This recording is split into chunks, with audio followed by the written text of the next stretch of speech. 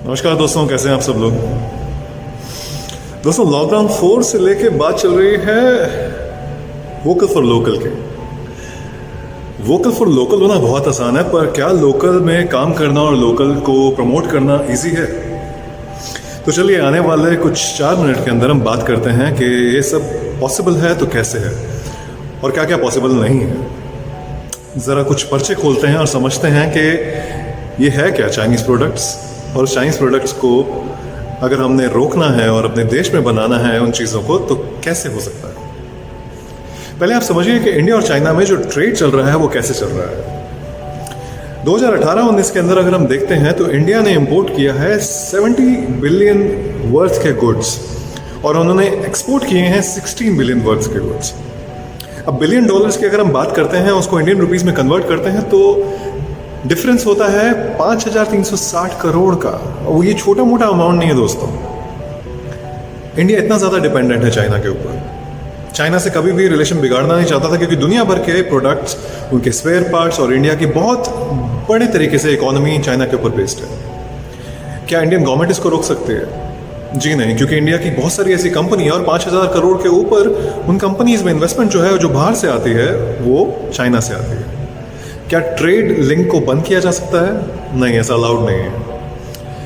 Almost 41% of economic goods जो है India के अंदर, वो इलेक्ट्रिकल गुड्स, वो सारे के सारे चाइना से आते हैं। 80% मार्केट अगर आप देखेंगे तो इंडिया में चाइनीज प्रोडक्ट से भरी हुई है। या तो मेड इन चाइना लिखा हुआ है, और आजकल तो मेड इन PRC लिखा होता है, पब्लिक रिपब्लिक ऑफ चाइना, दुनिया को थोड़ा सा पागल बनाने के लिए, कंफ्यूज करने के लिए। अगर हम सिर्फ मोबाइल फ़ोन्स की बात करते हैं तो ऑलमोस्ट 50% मार्केट चाइनीज़ फ़ोन्स की है। दुनिया भर के हैं, OnePlus है, ओप्पो है, वीवो है Xiaomi प्रोडक्ट्स हैं। और ये Xiaomi वगैरह को मिला के जब प्रोडक्ट्स को अगर आप बंद करना चाहते हैं और आप कहते हैं कि इंडियन प्रोडक्ट्स को यूज़ करें, तो ये बाकी सारे इंडियन जो फ़ोन्स हैं, माइक्रोमैक्स, वीडियोकॉन, कार्बन, लावा, इन सब के आपको क्या लगता है स्पेयर पार्ट्स कहाँ से आते हैं? जी हाँ, चाइना से ही आते हैं। चाइना में इतनी बड़ी मार्केट है, तो क्या उसको बैन करना आसान है? क्या हम कर सकते हैं? जी नहीं। पब्लिक को तो जो सस्ता मिलेगा वो ले लेगी। आप एक को मनाइए, दूसरा ले लेगा। गवर्नमेंट कर सकती है? नहीं। उसके रीज़न मैंने आपको बता दिए। ये कर सकते हैं ट्रेडर्स, और ट्रेडर्स को अगर बेनिफिट मिलेंगे और वो अगर दिखाएंगे कि हाँ, हमारे पास में कोई चाइनीज़ प्रोडक्ट्स नहीं हैं, तब जाके ही कुछ ना कुछ धीरे धीरे आने वाले टाइम में हो पाएगा। ट्रेडर्स को डील करना पड़ेगा, कंपनीज को डील करना पड़ेगा, और धीरे धीरे चाइनीज़ प्रोडक्ट्स को दूर करना पड़ेगा। तो क्या चाइनीज़ प्रोडक्ट को उठा के तोड़ना, उसको डिस्ट्रॉय करना ये सोल्यूशन है? अरे भाई साहब, आपने ऑलरेडी चाइनीज़ प्रोडक्ट्स जो हैं, वो चाइनीज़ प्रोडक्ट्स को आपने खरीद लिया है। वो कहाँ से खरीदा है? इंडियन रुपीज़ से, हमारी इकोनॉमी से लगे हुए पैसे से। तो उसे अच्छे से यूज़ कीजिए ना। आज नहीं, आने वाले कुछ समय में, कुछ भी टाइम हो सकता है उसमें, 6 महीने, 1 साल, 2 साल आगे इंपोर्ट करना बंद कीजिए। धीरे धीरे करके अपने प्रोडक्ट्स घर पे बनाने शुरू कीजिए, तभी कुछ हो पाएगा। और वो आप कैसे बनाएंगे?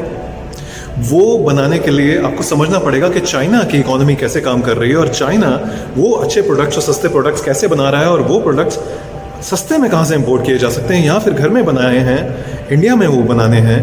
लोकल की बात करनी है और वोकल होना है, तो वो असलियत में कैसे किया जा सकता है, उसके लिए आपको पार्ट 2 देखना पड़ेगा।